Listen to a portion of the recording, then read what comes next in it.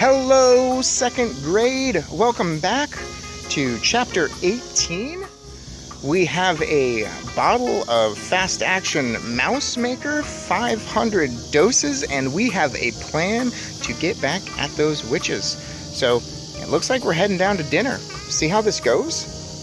Enjoy. Hopefully we make it through all right. In the kitchen. "The time has come," my grandmother said. "The great moment has arrived. Are you ready, my darling?" It was exactly 7:30. Bruno was in the bowl finishing that fourth banana. "Hang on," he said. "Just a few more bites." "No," my grandmother said. "We've got to go." She picked him up and held him tight in her hand. She was very tense and nervous. I had never seen her like that before.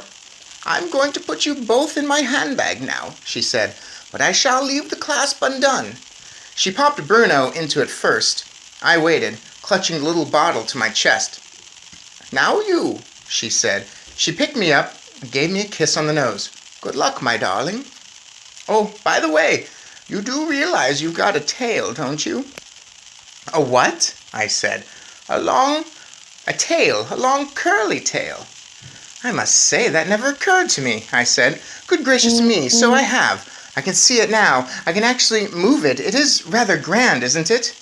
"I mentioned it only because it might come in useful when you're climbing about in the kitchen," my grandmother said. "You can curl it around and you can hook it on things and you can swing from it and lower yourself to the ground from high places." "I wish I'd known this before," I said. "I could have practiced using it." "Too late now," my grandmother said. "We've got to go."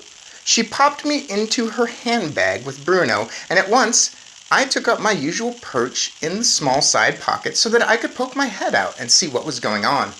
My grandmother picked up her walking stick, and out she went into the corridor to the lift. She pressed the button, and the lift came up, and she got in. There was no one in there with us. Lift is an elevator, which we've got a lot of that going on in Charlie and Chocolate Factory. There's a whole book after that about that great glass elevator. "Listen," she said. "I won't be able to talk to you much once we're in the dining room. If I do, people will think I'm dotty and talking to myself." The lift reached the ground floor and stopped with a jerk. My grandmother walked out of it and crossed the lobby of the hotel and entered the dining room. It was a huge room with gold decorations on the ceiling and big mirrors around the walls. The regular guests always had their tables reserved for them, and most of them were already in their places and starting to eat their suppers. Waiters were buzzing about all over the place, carrying plates and dishes. Our table was a small one beside the right-hand wall, about halfway down the room. My grandmother made her way to it and sat down. Peeping out of the handbag, I could see in the very center of the room 2 long tables that were not yet occupied. Each of them carried a notice fixed onto a sort of silver stick, and the notices said, "Reserved for members of the RSPCC." My grandmother looked towards the long tables, but said nothing. She unfolded her napkin and spread it over the handbag on her lap. Her hand slid under the napkin and took hold of me gently. With the napkin covering me, she lifted me up close to her face and whispered, "I'm about to put you on the floor under the table. The tablecloth reaches almost to the ground, so no one will see you. Have you got hold of the bottle?" "Yes," I whispered back. "I'm ready, Grandmama."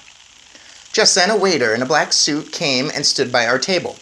I could see his legs from under the napkin, and as soon as I heard his voice, I knew who he was. His name was William. "Good evening, madame," he said to my grandmother. "Where is the little gentleman tonight?" "He's not feeling very well," my grandmother said. "He's staying in his room." "I'm sorry to hear that," William said. "Today there is green pea soup to start with, and for the main course you have a choice of either grilled fillet of sole or roast lamb." "Pea soup and lamb for me, please," my grandmother said. "But don't hurry it, William. I'm in no rush tonight. In fact, you can bring me a glass of dry sherry first." "Of course, madame," William said, and he went away. My grandmother pretended she had dropped something, and she bent down. As she bent down, she slid me out from under the napkin onto the floor under the table. "Go, darling, go," she whispered. Then she straightened up again. I was on my own now. I stood clasping the little bottle. I knew exactly where the door into the kitchen was. I had to go about halfway around the enormous dining room to reach it. Here goes, I thought, and like a flash I skittled out from under the table and made for the wall. I had no intention of going across the dining room floor. It was far too risky. My plan was to cling close to the skirting of the wall all the way around until I reached the kitchen floor. I ran, oh how I ran. I don't think anyone saw me. They were all too busy eating. But to reach the door leading to the kitchen, I had to cross the main entrance to the dining room. I was just about to do this when in poured a great flood of females. I pressed myself against the wall, clutching the bottle. At first I saw only the shoes and ankles of these women who were surging in through the door, but when I glanced up a bit higher, I knew at once who they were. They were the witches coming in to dinner. I waited until they had all passed by me. When I dashed on towards the kitchen door, a waiter opened it to go in. I nipped in after him and hid behind a big garbage bin on the floor. I stayed there for several minutes just listening to all the talk and the racket. By golly, what a place that kitchen was. The noise, and the steam, and the clatter of pots and pans, and the cooks all shouting, and the waiters all rushing in and out from the dining room, yelling the food orders to the cooks. 4 soups, and 2 lambs, and 2 fish for table 28. 3 apple pies and 2 strawberry ice creams for number 17. Stuff like that going on all the time. Not far above my head, there was a handle sticking out from the side of the garbage bin.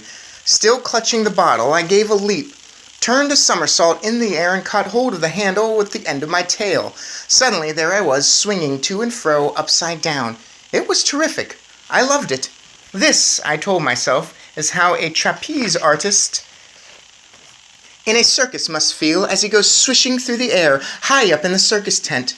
The only difference was that his trapeze could only swing backwards and forwards. My trapeze, my tail, could swing me in any direction I wanted. Perhaps I would become a circus mouse after all. So that's reminding us of the foreshadowing earlier when he wanted to have a mouse circus and teach the mice to do those tricks. And here he is now, a mouse himself, doing those same things but even better. Just then, a waiter came in with a plate in his hand, and I heard him saying, "The old hag on table 14 says this meat is too tough. She wants another portion." One of the cooks said, "Give me her plate."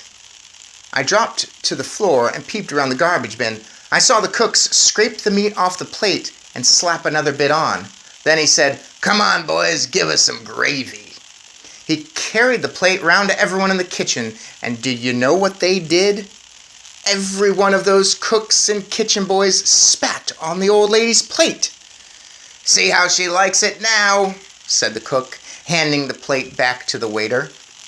Quite soon, another waiter came in, and he shouted, "Everyone in the RSPCC party wants the soup." That's when I started sitting up and taking notice.